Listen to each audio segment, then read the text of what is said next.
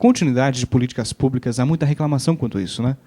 Um governo começa um projeto, ele pode até ser considerado bom pelos professores, pela categoria, daí muda de governo, acaba o projeto, ou muda toda a estrutura, inclusive o nome do projeto, e também todo o conteúdo dele. O que vocês acham do que os candidatos propuseram aqui sobre a continuidade de políticas que eles consideram boas e também novas propostas, né? A formação continuada, por exemplo, dos professores. O que vocês pensam? Só para dizer uma coisa, com exceção do PDE, da formação continuada do governo atual, do governo do Estado, para os professores da rede pública.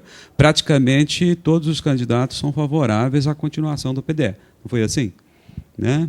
Com algumas restrições, né, de alguns, em relação à forma como se conduz, a seleção e a formação do pessoal sem certificação. Né? Isso ficou presente na fala de alguns. Ampliação também, que um propõe. A ampliação, eu não ouvi nenhum falando especificamente da ampliação, né? Mas falando da forma de seleção. Não, um deles propõe dobrar, inclusive. O número? Então eu perdi essa parte. Mas eu vi que há uma preocupação muito grande em aprimorar o processo de seleção dos professores e de fazer um processo de certificação. Até porque nos programas dos candidatos aí não aparece nada em relação à inclusão disso no processo de formação dos professores para elevação de nível, né? Como que seria conduzido isso? A gente tem um mestrado, doutorado, inclusive, institucional, e que o Estado do Paraná não tem reconhecido para elevação de nível dos professores. Que seria uma forma de trazer isso como uma política realmente do Estado para implantar no plano de carreira. Enquanto continuar só como um programa de governo, né, que não se amplie para todos os professores de uma forma mais elaborada, mas que abranja um número maior de professores, isso vai continuar sendo uma política de governo. Ou seja, é mais um trunfo para se lidar com a classe desses trabalhadores, né? Muito mais isso do que uma intenção de transformá-la em uma política de Estado, uma política pública, realmente. Né? Professor Gasparim? Eu estou observando que, nos últimos anos, nos diversos governos do Estado, houve e há uma preocupação com a formação continuada dos professores que não havia com tanta ênfase em anos, digamos, 20, 30 anos atrás. Talvez não fosse tão necessária. Mas hoje existe uma pressão social, econômica, política, nacional e internacional para a atualização constante. Não que os conhecimentos se desatualizem, mas é preciso que nós tenhamos novas formas, novos recursos para que a formação do professor, não só nos assuntos atuais, mas em todos os assuntos que são históricos, a atualização e, ao mesmo tempo, o aprofundamento. Então, aquilo que se prega, que se diz da necessidade de formação continuada, permanente, não é uma novidade. É apenas, me parece, um momento oportuno de oferecer as condições para que isso aconteça. Há 40 anos atrás, na primeira greve de que eu participei em Paranavaí, uma das reivindicações da classe dos professores estaduais era a hora atividade, para que o professor pudesse estudar e se aperfeiçoar. Essa conquista é bastante recente, é bastante nova, no sentido assim de tempo, mas é algo fundamental que todos os candidatos, eu quero crer que a intenção deles é boa, é honesta, e não como trunfo de campanha, dizer que vão continuar e depois pode retirar, como você observou, que não é uma política pública ainda, por exemplo, o PDE. Eu creio que este incentivo, ou esta proposta de formação continuada pelo PDE é a coisa assim mais significativa que eu vi em termos de atualização e de aprofundamento dos professores com o tempo pago pelo Estado para se aperfeiçoarem como profissionais.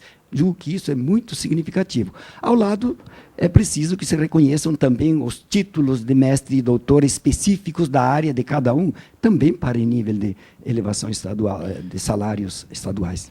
A gente percebeu aqui, professores, que quando a gente citou e questionávamos os candidatos ao governo quanto a isso, né? O professor que tem mestrado e doutorado não tem avanço salarial lá na escola de ensino médio, ensino básico. Muita gente achava isso um absurdo, né? Não, mas isso existe mesmo? Não, a pessoa falava assim, não, mas eu concebi que quando o professor faz o mestrado, automaticamente ele tinha elevação salarial. Muita gente não sabe disso, né? Talvez seja um problema até de comunicação aí da categoria, né, para pressionar os governos, não? Eu acho que tem duas coisas. A primeira é que o governo do Estado, no governo atual do Estado, ele, quando criou o PDE, eu conheço o PDE desde o seu início, a intenção era... o PDE virou um projeto, um programa de Estado, não de governo. Portanto, os candidatos vão ter que assumir isso, né? E o segundo, que desde o início... tirando os altos e baixos das discussões, desde o início a ideia era fazer com que o professor, nessa formação continuada, melhorasse o seu desempenho em sala de aula. Quer dizer, tanto é que ele descolou-se do mestrado. Não é fazer com que o professor desenvolva uma teorização sobre a escola ou sobre a educação, mas fazer com que o professor melhore a sua prática. Ou, como diria Bernadette Gara, a sua praxis, né? Melhore a sua prática ou sua praxis. E isso, efetivamente, só é possível via PDE, nessa concepção a que está aí agora. Pela concepção, se incorporar uma pessoa que fez mestrado, doutorado, teria que fazer um estudo de cada caso. Às vezes a pessoa tem um mestrado, doutorado que não tem nada a ver com a escola, com a realidade concreta da escola.